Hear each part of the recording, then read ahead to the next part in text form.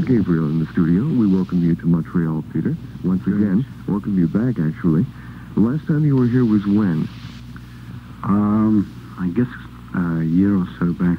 About a year ago. Yeah. That's when you... Yeah, I think it was last time through on the tour.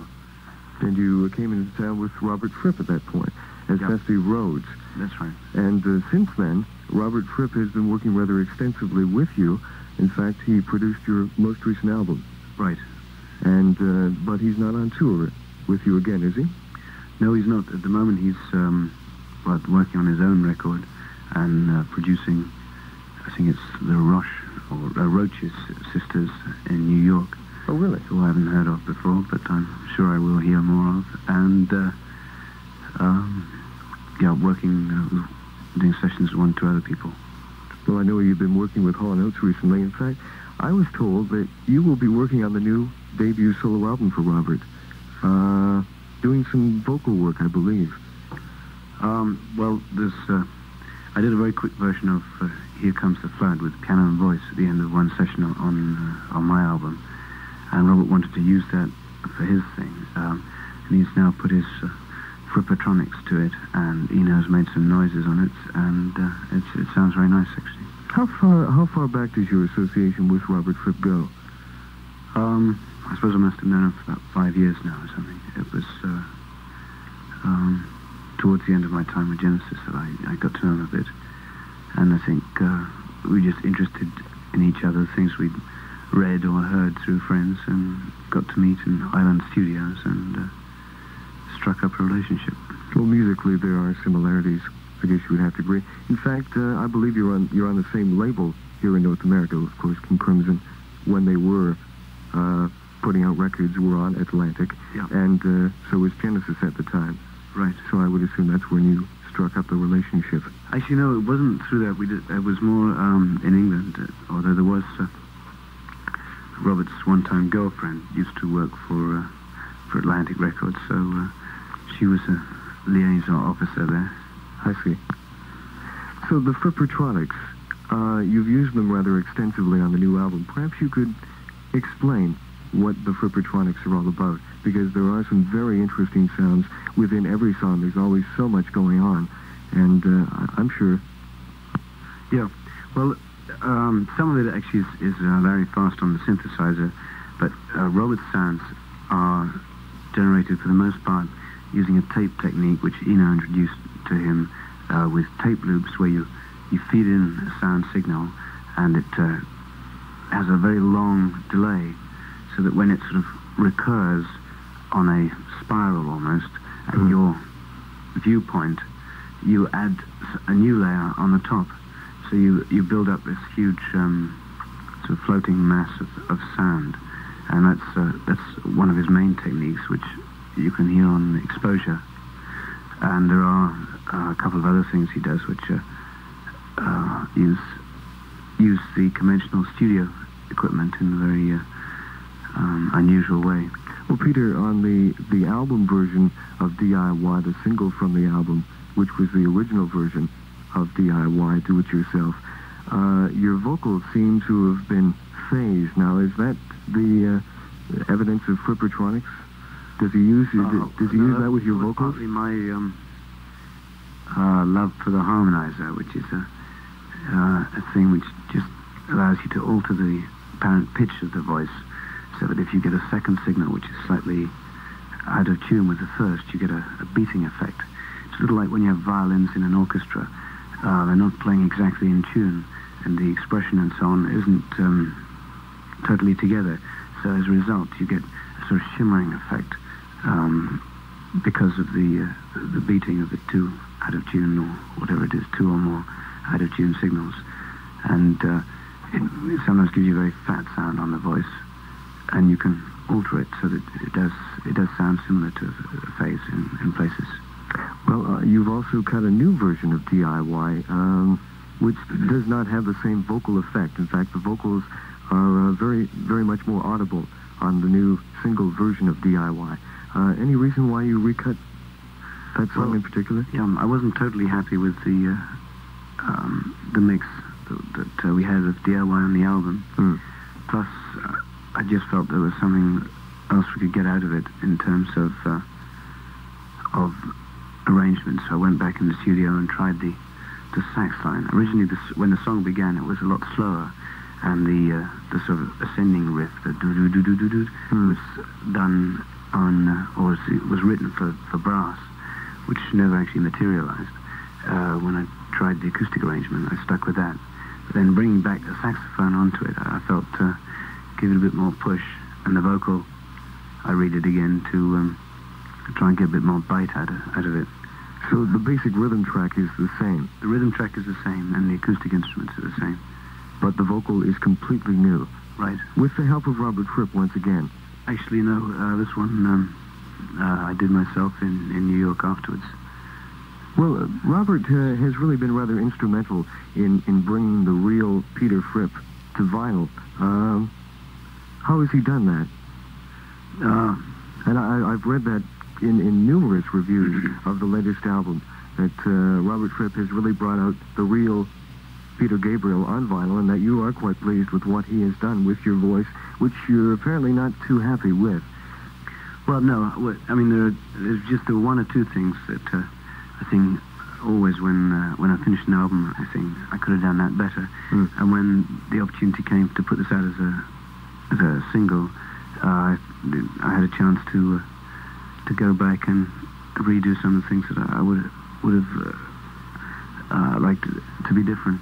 I think Robert's attitude on the album as a whole was, I wanted more of a musician, really, to guide things and suggest procedures, rather than, say, Bob Ezrin's role in the first album, where I was looking to him more in some areas of arrangement. So Robert was much more laid back and allowed things from me and the band just to take their natural course, and then he would sort of throw some ideas in on what came up, rather than try and influence the sort of arrangements and so on. I'm rather curious as to why an album artist like yourself would release a single. Is that the record company, or is that Peter Gabriel? Well, I think my attitude towards albums is just to make the music that I want, and at least for this one, right? Yeah, well, and not really steer the music there to have mass appeal or commercial appeal. I mean, in the case of Atlantic in New York, they were very disappointed when they had the latest album, in terms that they didn't hear an obvious single, they didn't think it was very commercial, and so on and so on. And that doesn't worry me. But on the other hand, if I can give them a single to work with, and I can do something which does play by the rules to a certain extent, in forms of a 3-minute song or whatever, then I'm very happy to do that as a sort of separate. Well, I guess you have to sort of release those commercial singles to pay for the work you would like to do on your albums. Yes, the only fallacy to this argument, of course, is that the albums have actually sold a lot better than the singles. But that's a small problem. And if you just tuned in, we have Peter Gabriel in the studio.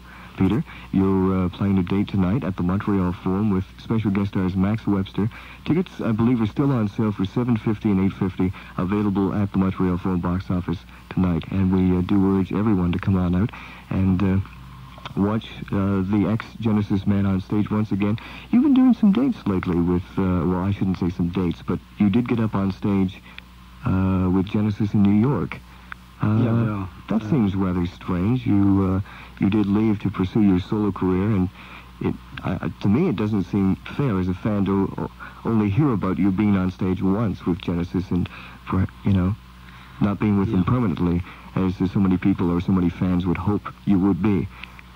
Well, essentially, I think of myself as having left 4.5, or decided to leave about 4.5 years ago, and so I feel that I've disassociated myself from Matt to a large extent, and they've established themselves very much as something separate, so that when Phil offered, I just happened to be doing some recording in New York at the time when they were doing their gig, and just I came down for the encore. And he'd been in France playing with Brand X when I was doing a Fête de l'Humanité in Paris, and he'd come along and joined in on The Lamb Lies Down. So it was quite fun, quite friendly. In fact, you did The Lamb Lies Down on Broadway. I'm told at your performance last night in Ottawa. Well, what I've been doing is no Genesis material in the set, and then if the audience like that enough to give me an encore, then I'll give in fair exchange a bit of nostalgia. But I don't really want to win an audience using history, using the past, or to try and trade on that. And although I gather last night there was some mention of the fact that I was in Genesis, I do ask everywhere that that isn't used in promoting anything, because it's very important to me to set up something independent. So, I guess you will continue to establish your solo career. You won't ever go back with Genesis, because there have been rumors lately regarding that you may not be too satisfied with your current solo career, at least the success of it, because success, of course, is selling albums, and even though your albums have been relatively successful, I don't think they have sold as much as past Genesis albums, at least after The Lamb Lies Down on Broadway, which you established for them and then you left. No, that isn't the case, actually. I mean, I'm satisfied the way things have gone. I think the first one sold about 800,000, and which was much better than most people had been expecting, and the second one's heading that way now. So it's from there's no sort of money and album incentive to do that. I feel much freer now, and I'm getting more satisfaction being able to explore different things, some non-musical, and I think they enjoy it too. So there's no incentive really for either of us to get back together, and yet we get on fine when we see each other. Although I think directions are quite a lot different now. The direction on the forthcoming album, will that differ from the past two albums drastically in production, in producer, in image, perhaps? I think it'll probably be called the same thing as the last two, and well, maybe you should comment on that too, yeah. Peter, because I read somewhere where you wanted to consider your albums as editions of a magazine, if you will, and the magazine being called Peter Gabriel, and the first album was edition 1, and now edition 2 is out, and that the next album will also be called just Peter Gabriel, and it'll be edition 3, with more between the pages, or between the lines. Well, right. And the idea there was, when you look at magazines, often you identify them by the picture on the cover, not by the date, or by the title or the headline. And so I was intending to do that, rather than market it as a lot of bands will do, like soap powder, where each one you sort of try and steer the artwork so it looks startlingly different and original, and often isn't. But I would go the opposite way. It seems very contemporary, the latest album. It's black and white, its cover, which is very popular over in Britain these days. Any reason for that? Are you perhaps trying to be a part of the new wave, if you will? And I use that expression very lightly. I don't really know what it means myself. It's just a new wave of music, but there seems to be a new wave sound coming out of Britain. I'm wondering, with the sounds of perspective and DIY from your latest album, if you aren't trying to become a part of that. No, I don't feel part of that, nor do I feel part of the old progressive movement, which I was from. I'd like to find myself an area to the side of things where I can work on my own and independently. I think that the style of that was, I've always liked black and white thing. The choice of black and white on The Lamb Lies Down was mine in 74, and the original idea for the sleeve was that it would be perhaps a one colour with black and white, as the first album was, and then the colour, there wasn't really a suitable place for it, and then the black and white seemed to be stronger. But I think probably the next one will be black and white with one colour. And you're quite a family man, so I've read. Yeah, I have 2 little daughters, and they're very important to me. In fact, your wife Jill, I helped you write a couple of songs on the latest album? Well, there was one, Mother of Violence, and the melody of that I originally sort of put forward for a thing that she was working on in the village where we live with the children there. And it was another song, and then I rewrote the words, but she helped me with the initial Mark I version. Oh, and she travels on the road occasionally with you also? Yeah, I like it when they do travel with me, but at this point, one of the girls is just starting play school, so we're trying to get her settled down there. So it must be a bit rough for you while you're on the road, and I suppose it would be nice to have your family with you. Yeah, it would. I mean, I have to think that what I'm doing is important enough to warrant me being away. And at the time when I don't think that, I won't be. Because I've read where, I keep referring to reading something about you, but because there is so much written about you, but nonetheless, I read where you've lived in alternative living groups and sort of getting back to the village lifestyle, if you will. We live in a very small village now, which has got 65 inhabitants, but I've always been attracted to anything entitled alternative. And after I left Genesis, I was partly trying to catch up with some of the idealism that I thought I'd lost in the years with the band, and that included sort of investigating some community living situations, which in the end didn't work out for us, but I still believe are better. I think the sort of nuclear family, totally independent structure as a basis is or can be negative. I like the older village idea where a lot more amenities are shared, you know. I mean, I think people perhaps wouldn't find it too hard to share things like washing machines, TVs, cars, and various sort of entertainment or sports things, which if, say, in a group of 50 independent houses or something, there was a large centre where a lot of these, a lot of learning facilities, arts facilities, the nursery facilities and so on could all be centred, maybe eating too, that people would spend less of their time doing the sort of everyday jobs which each household is required to do, or each good consumer, and more perhaps fulfilling themselves. It seems rather paradoxical to traveling on the road with a band, though. Yeah, it is. It seems like you're defeating your purpose by being on the road, and the rock concert is so much a part of the city life. Yeah. Oh no. I mean, I like both. In fact, I mean, I enjoy New York very much as a city, and I enjoy the sort of rural village where I live very much. So where do you live? In England or in New York? In England, it is. But even so, within the city, I still think there's a lot of opportunity for breaking it down into much more human units. You know, even within the same sort of area, you could break things down with people having more control over smaller areas. I think that what makes things anonymous and depressing for people is when there's large organizations or businesses set up who have no personal relationship with the people.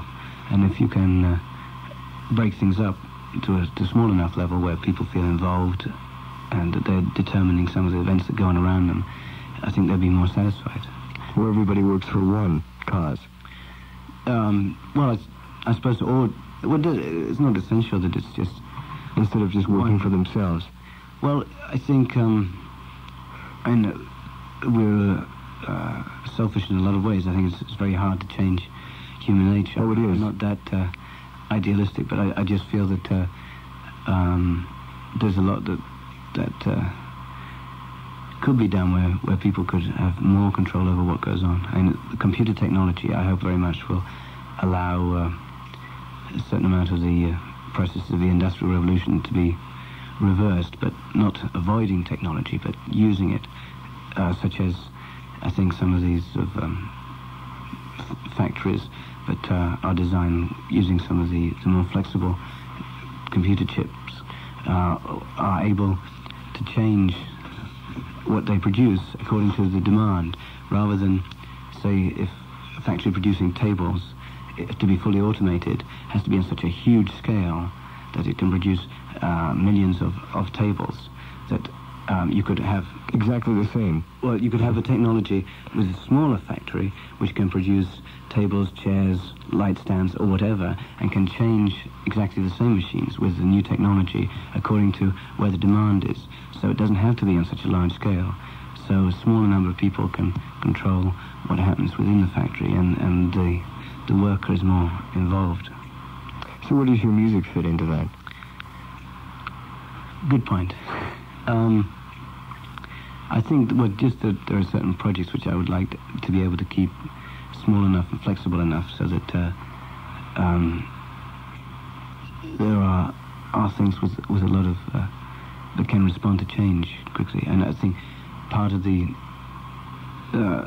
problems when you say within a group is that you think that your audience like you for a certain type of music, and there are tendencies therefore to reproduce that which sold well last time, and perhaps that way you stifle your own creativity, and you don't take so many risks because there's a lot more at stake. Peter, have you been misunderstood up until now? Do you think you've been misunderstood by the public at large? I don't know. I mean, your image, because there is a certain image. It's a very mysterious. It's contrary to what you're talking about as far as living together in a village. It seems very remote. Yeah. Well, especially the back cover of your latest album, where you're sort of running away in the big city. It looks like a picture from New York. Yeah, it was, although it wasn't specifically shot to look like New York. It was just where I happened to be at the time. It meant to represent a city. Yeah, I think there probably is some areas of contradiction there, but what I'm trying to do now is on stage with something is relate closer to the audience, to remove some of that distance and mystery. Well, I think you did that at your last performance, where you ended up, while the musicians were playing on stage, in the audience with a cordless mic, which was a first, I'm sure, in concert history. Yeah, well, I've been doing that now quite a lot. It's still a part of the act, is it? I'm still doing that, and it's great, because you never know what's going to happen. There've been a couple of concerts in Germany we played recently, and we played to Frank Zappa's audience, who hated us. And some of the sort of feedback I got when I was walking out in the audience was really hostile and negative. And but the fact that I can't imagine that. But yeah, the fact that there is room for that to happen. Unfortunately, it isn't always like that. But it could go any way, or there could be any individual that has something to say that grabs the microphone, as sometimes happens, and I enjoy that. And everyone else in the audience knows that it's not predictable. So, Peter, I guess we should mention who is on stage with you tonight at the Montreal Forum. Yeah, great. For me, I think it's the best band I've played with. There's a saxophone player that I used on the album who's doing sax and keyboard. Tony. Timmy Capello. Oh, Timmy, that's it. Right. Yeah. Tony Levin is doing bass and stick. He's an amazing musician.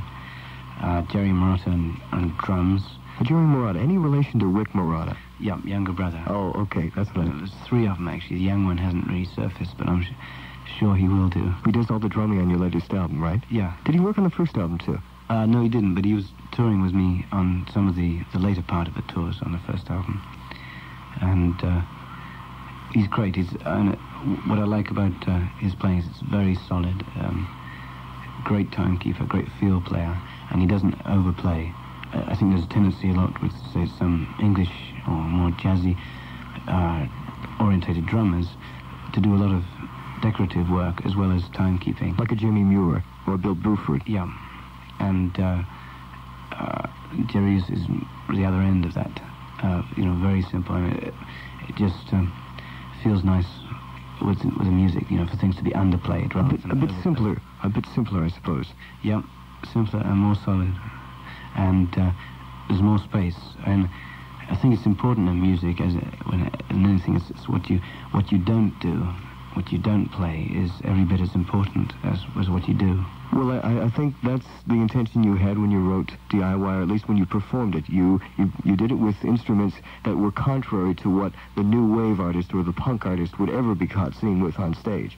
Yeah, well, yes, I wanted to try and get a little bit of the energy. I mean, there was reference to that in that I felt that the punk new wave thing was important for musicians and for the music business as a whole. It was fresh energy. It was a new generation of young people getting its own identity.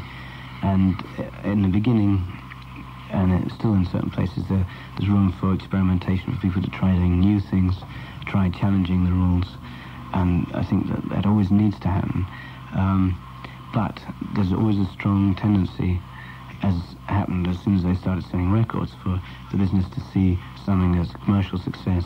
Therefore, say each company wants its own Sex Pistols or its own punk band wearing punk uniform, and there's no or much less sort of creativity there.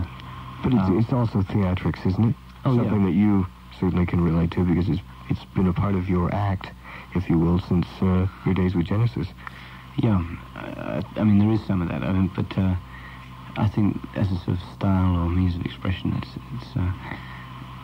it has to be something that it's not very concrete. The older generation won't like. I mean, there is quite a lot of punk and new wave music that I don't get into at all. But as an event, I felt it was important. So I just wanted to some extent, reflect some of the energy of that. But rather than appear as an old man grabbing after his youth, I thought it better to do something totally against the style of that music. So I decided to use all the acoustic instruments in DIY. So Peter, to get back to who's on stage with you tonight, Larry Fast of Synergy. Larry Fast, I hadn't finished, right? That's right. Right, Larry Fast does all the synthesizer stuff. He's incredible. A wizard. Yeah. He's not a technique musician in that there are a lot of better players than he is, but actually the sounds that he comes up with are much better than nearly all the people that I've ever heard who are keyboard players turned synthesists. He's much more a sort of engineer, design, synthesizer man turned player, and that gives him a totally different approach, and I think it allows him to generate sound textures that other people couldn't or wouldn't come up with. So will he try and reproduce the Frippertronics on stage tonight? I'm not sure. Actually, the main use of Frippertronics was on the track Exposure, which you co-wrote with Robert. With Robert, right. And we haven't been playing that, although we were thinking of using some tape loops with it, and I'm going to try it actually in the sound check in about 10 minutes from now. If it works okay in the sound check, then I'll try it tonight. And if it doesn't, then I'll wait till we rehearsed it a bit more. So who's the guitarist replacing Robert? The guitarist is Sid McGuinness. All right, I was just going to count it. And he's a very able guitarist and handles sort of pedal steel and odd sounds that regular guitarists might not come up with too. So as a band as a whole, I'm really very happy with them. I think for people that have seen previous bands, there is a lot to say for this one. All right, why don't we listen to a track from the first Peter Gabriel album? Sure. And then we'll come back and wrap it all up. Great. All right? Down the Dolce Vita on CHOM. Down the Dolce Vita from the very first Peter Gabriel album. And Peter is starring tonight with special guest stars Max Webster at the Montreal Forum. Tickets are still available for $7.50 and $8.50. They're available at the Forum box office tonight. Peter, you've been sitting in here talking about your music and your philosophies on lifestyles. Yep. And where will the next album take us? I'm not sure. There's about 4 or 5 songs that I got started now, which some of which are quite melodic. So on some things perhaps will be more melodic, and there's a couple of other things I want to do with try anyway, building up exclusively with synthesizers.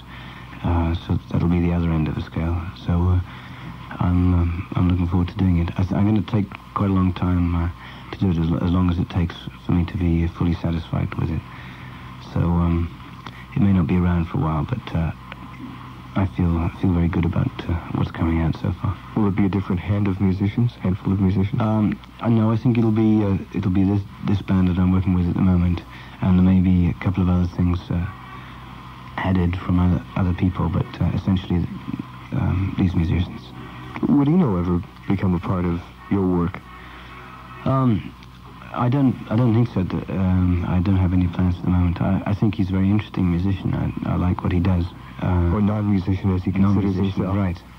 But perhaps that gives him the capacity to look at things in a way which a lot of musicians are unable to. Similarly, I think people who just come into music for the very first time often come with fresh ears, ideas, and so on. And those things are often repressed because people want what is usual and what is normal. And I think it's very sad. It's very important for anyone who is doing music now that is coming to, in the early days, to explore things that they think of rather than just try and copy what is successful at the moment.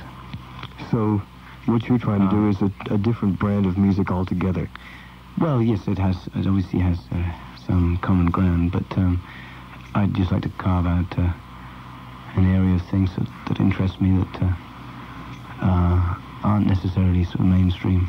And you'll never become stylized? Well, I don't know. I think probably when if I cease to be interested in exploring things, then I'll probably cease to make music. So. And then you'll reside, I suppose, in your village. Yes, or split from myself. Split from yourself. Peter, the conversation has been very, very interesting. You've revealed quite a few things. I know that you're pressed for time. You have a sound check that you have to take care of. So we'll bid you the best of luck for tonight's performance. I know the tour must be getting to you already, but I'm sure... When will it be over? How extensive is it? Actually, it's going on... It's about 3 months in total. It goes on till Christmas pretty well. Not all over here. There's some European dates in there. And then I stop and think about the next record and one or two other projects. And I just have in my hand here 1, 2, 3, 4, 5, 6, 7, 8, 9... 9 Peter Gabriel tickets for tonight's performance. The first 9 people to come down to our studios at 1355 Green Avenue will receive a ticket for tonight's performance. And again, Peter, I thank you for dropping by. Enjoy your stay in Montreal, and we'll see you again when you're in town. Thanks a lot, Bobby. Okay, good night. Cheers.